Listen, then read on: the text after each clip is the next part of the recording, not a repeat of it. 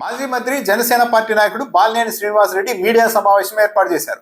3-4 అంశాల మీద చాలా కీలకమైన వ్యాఖ్యలు చేశారు బాలినేని శ్రీనివాసరెడ్డి గారు. ఒకవైపు కూటమి ప్రభుత్వం అద్భుతంగా ఉంది, కూటమి బలోపేతానికి మేము ప్రయత్నిస్తాం, నా వంతు ప్రయత్నం చేస్తా అని అంటూనే ఒక సందర్భంలో ఆయన ఏమంటున్నారంటే, ఎన్నికల్లో అంటే కూటమిలో ఉండి కూడా ఈ రోజు కూడా చెప్తున్నాను, నేను మొన్నటి ఎన్నికల సమయంలో నా కుమారుడికి వ్యతిరేకంగా తెలుగుదేశం పార్టీ వాళ్ళు ప్రత్యేకంగా మనుషుల్ని నియమించి లేనిపోని ప్రచారాలు చేశారు.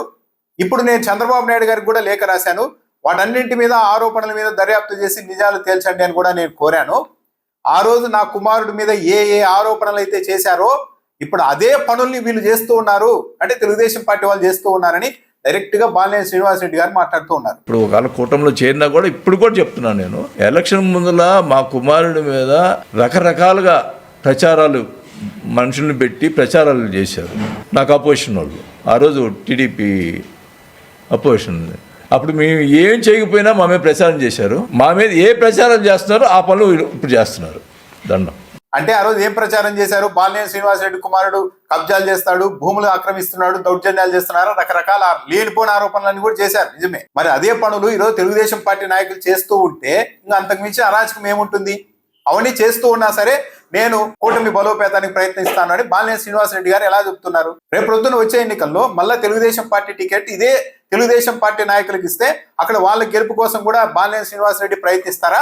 లేకుంటే వాళ్ళంతా తప్పుడు పనులు చేస్తున్నారు కాబట్టి ఇక్కడ మాత్రం వాళ్ళ కోసం పనిచేయను అని కనీసం బయటికి చెప్పే అన్న ధైర్యం అన్న ఈరోజు బాలినేని శ్రీనివాసరెడ్డి గారికి ఉందా? పెట్రోల్ మీద బాలినేని శ్రీనివాసరెడ్డి గారి స్పందన చూస్తే చాలా ఆశ్చర్యకరంగా ఉంది. పెట్రోల్ పెరిగింది, డీజిల్ పెరిగింది, దానికి ఎవరండి బాధ్యులు?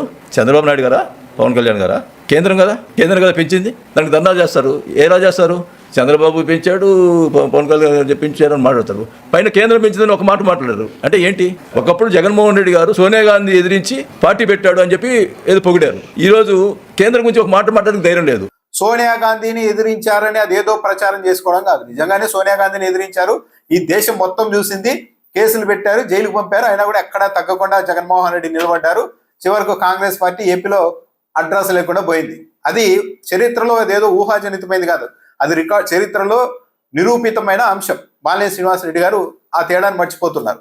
దాంతోపాటు పెట్రోల్ డీజిల్ ధరలు పెంచేది కేంద్రం కదా, కేంద్రాన్ని ఎందుకు నిలదీయడం లేదు, భయమా అంటున్నారు కదా. మరి ఇదంతా వివాదం ఎక్కడొచ్చింది? ఎన్నికల ముందు యువగలం పేరుతో నారా లోకేష్ గారు ఈ పెట్రోల్ డీజిల్ మీద విపరీతమైన హంగామా చేశారు కదా, దాంతో వివాదం వచ్చింది. జగన్మోహన్ రెడ్డి మొత్తం పెంచేశాడు 45 రూపాయలు అని. మొత్తం కేంద్ర ప్రభుత్వం పెంచితే జగన్మోహన్ రెడ్డి టీడీపీ హయాంకి జగన్మోహన్ రెడ్డి హయాంలో తేడా ఏంటంటే ఒకే ₹1 పెంచారు లీటర్, ఏది రోడ్ల మరమ్మతు కోసం. దాన్ని పట్టుకొని మొత్తం తమిళనాడులో అంతుంది, ఏపీలో ఇంతుంది అని ప్రచారం చేశారు కదా నారా లోకేష్ గారు. పైగా ఏం చెప్పారు ఆ రోజు? మేము అధికారంలోకి రాగానే లీటర్ మీద ₹14 తగ్గిస్తామని చెప్పారు. మరి ఈ రోజు పెరుగుతుంటే మీరు తగ్గించలేదు ఎందుకు అని మాట్లాడుతూ ఉంటే ఎలా ధర్నాలు చేస్తారు మీరు? కేంద్ర ప్రభుత్వాన్ని కదా నిలదీయాలి అంటున్నారు. మరి ఆ రోజు నారా లోకేష్ గారు కూడా కేంద్ర ప్రభుత్వాన్ని కదా నిలదీయాలి. మరి కేంద్ర ప్రభుత్వం డీజిల్ పెట్రోల్ ధరలు పెంచేది కేంద్ర ప్రభుత్వం అని నారా లోకేష్ గారికి ఆ రోజు తెలీదా? అదనే చెప్పండి. ఇంకా ఆ రోజుకు అంత పరిజ్ఞానం లేక నారా లోకేష్ గారు జగన్మోహన్ రెడ్డి ఇక్కడ పెట్రోల్ డీజిల్ ధరలు పెంచుతారు అని అనుకున్నారు, పొరపాటు అయిపోయిందని అదైనా చెప్పొచ్చు కదా. ఆ రోజు పవన్ కళ్యాణ్ గారే స్వయంగా మాట్లాడారు, జగన్మోహన్ రెడ్డి పెట్రోల్ డీజిల్ ధరలు పెంచేస్తున్నారు. ఈ రోజు అదే పవన్ కళ్యాణ్ గారు మొన్న ఏం మాట్లాడుతున్నారు? డీజిల్ పెట్రోల్ ధరలు పెరిగాయి అంటున్నారు. పెంచక ఏం చేస్తారు, పరిస్థితులు అలా ఉన్నాయని మాట్లాడుతూ ఉన్నారు. ఇంత డబుల్ స్టాండర్డ్స్ తో ఉంటూ మళ్ళీ కూటమి ప్రభుత్వం గొప్పగా ఉంది కాబట్టి నేను దాంట్లో పనిచేస్తున్నానని బాలినేని శ్రీనివాసరెడ్డి గారు చెప్తున్నారు. అన్నిటికీ మించి మావిగాన్ కాన్సెప్ట్ మీద తెలుగుదేశం పార్టీ వాళ్ళు రకరకాలుగా ప్రచారం చేయడం, హేళన చేయడం, దాని ఇంపాక్ట్ ను తగ్గించేలా కామెడీ చేయడం ఇవన్నీ చేస్తున్నారు. కానీ బాలినేని శ్రీనివాసరెడ్డి గారే మావిగాన్ అనే కాన్సెప్ట్ అద్భుతమైన కాన్సెప్ట్ అని ఈ రోజు చెప్తున్నారు. ఆయన ఏమన్నారు కూడా వినండి. ఓపెన్ గా చెప్తాను. ఈ మావిగాన్ విషయం ఇప్పుడు మాట్లాడుతున్నారు. నేను వైసీపీ గవర్నమెంట్ వచ్చినప్పుడు సీఎం గారికి, సార్ మనం వైజాగ్లో కూడా ఇష్టపడలేదు, మనం తీసుకెళ్లి నాగార్జున యూనివర్సిటీ దగ్గర క్యాపిటల్ పెడదామండి, గుంటూరు విజయవాడ కలిసిపోతాయి, కాకపోతే ఈ 4 గ్రామాలలో బాధపడతారు, గుంటూరు జిల్లా కృష్ణా జిల్లాలు కూడా యాక్సెప్ట్ చేస్తారు, they will be feel happy, ఎందుకంటే అక్కడికంటే మెయిన్లో పెట్టారు, గుంటూరు కృష్ణ కలిసిపోయే ప్లేస్లో పెట్టారని చెప్పి మీకు అప్రిషియేషన్ వస్తుందండి అని నేను క్లియర్గా చెప్పాను. లేదు వైజాగ్లోనే పెట్టాలి పదే పసాలు చెప్పేవాడిని. ఇది అక్కడ నాగార్జున యూనివర్సిటీ పెడదామండి, ప్రాబ్లం ఉండదు, గుంటూరు కృష్ణా జిల్లాలు కూడా యాక్సెప్ట్ చేస్తారు. ఇప్పుడు దాన్ని తీసుకొచ్చి ఇప్పుడు మావిగాన్ని పెట్టాడు. ఇప్పుడు ఆ రోజే పెట్టుంటే పోయేది కదా. బాలినేని శ్రీనివాసరెడ్డి గారు ఏం చెప్తున్నారు? ఈ కాన్సెప్ట్ నేను వైసీపీ అధికారంలోకి వచ్చిన వెంటనే చెప్పాను సార్, 4 గ్రామాలు ఇబ్బంది పడతాయి, ఇక్కడ కాకుండా నాగార్జున యూనివర్సిటీ దగ్గర పెట్టేశామంటే కృష్ణా గుంటూరు జిల్లా ప్రజలంతా హ్యాపీగా ఫీల్ అవుతారు, అక్కడెక్కడో లోపల కాకుండా రోడ్డుకు తెచ్చేశారని చాలా హ్యాపీగా ఫీల్ అవుతారు అని నేను చెప్పాను. కానీ జగన్మోహన్ రెడ్డి మాత్రం లేదు విశాఖే అన్నారు. ఆ రోజే ఈ పని చేసి ఉంటే సరిపోయేది కదా, ఆ రోజు నేను చెప్పా, ఇప్పుడు మళ్ళీ మావిగాన్ అంటున్నారు అని చెప్తున్నారంటే బాలినేని శ్రీనివాసరెడ్డి గారే ధృవీకరిస్తున్నది ఏంటి? ఆ లోపల ఎక్కడో అమరావతిలో కట్టడం కంటే ఇగో ఇట్లా హైవే పక్కన తెస్తే కృష్ణా గుంటూరు జిల్లా ప్రజలు కూడా ఫీల్ అవుతారు, మంచిగా హ్యాపీగా ఫీల్ అవుతారని నేను ఆ రోజే చెప్పాను అంటున్నారు. అంటే మావిగాన్ కాన్సెప్ట్ అన్నది అద్భుతమైన కాన్సెప్ట్ అని చెప్తున్నారు. పైగా ఆ రోజే ఎందుకు చేయలేదు అని కూడా ప్రశ్నించారు బాలినేని శ్రీనివాసరెడ్డి గారు. ఎందుకు చేయలేదు అన్నదానికి కూడా జగన్మోహన్ రెడ్డి చెప్పారు. జగన్మోహన్ రెడ్డి దృష్టిలో ఏపీకి రాజధానిగా విశాఖపట్నమే నెంబర్ 1 చాయిస్. కాకపోతే మీరు ఎలాగో మళ్ళీ విశాఖపట్నానికి తీసుకెళ్లే ఆలోచనలో మీకు ఎలాగో లేదు కాబట్టి చంద్రబాబు నాయుడు గారు కనీసం ఆ లోపలికి వెళ్ళడం కంటే, లక్షల కోట్లు అక్కడ కుమ్మరించడం కంటే ఈ ఇటువైపు రాండి, మావిగన్ వైపు రాండి అని జగన్మోహన్ రెడ్డి రెండో ఆప్షన్ గా చెప్పారు.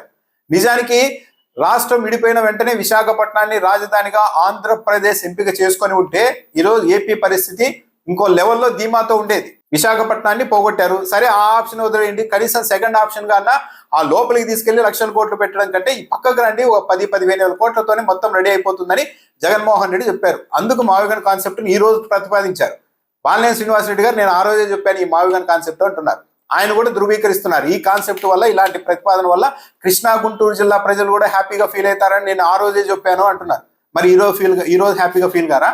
ఈ రోజు కూడా కృష్ణా గుంటూరు జిల్లా ప్రజలు కూడా హ్యాపీగా ఫీల్ అవుతారని జగన్మోహన్ రెడ్డి చెప్తూ ఉన్నారు. కానీ దాన్ని అంగీకరించలేక రకరకాలుగా కూటమి నాయకులు కామెడీ చేస్తున్నారు. ప్రొఫెసర్ నాగేశ్వర్ గారి గురించి కూడా బాలినేని శ్రీనివాసరెడ్డి గారు కొన్ని వ్యాఖ్యలు చేశారు.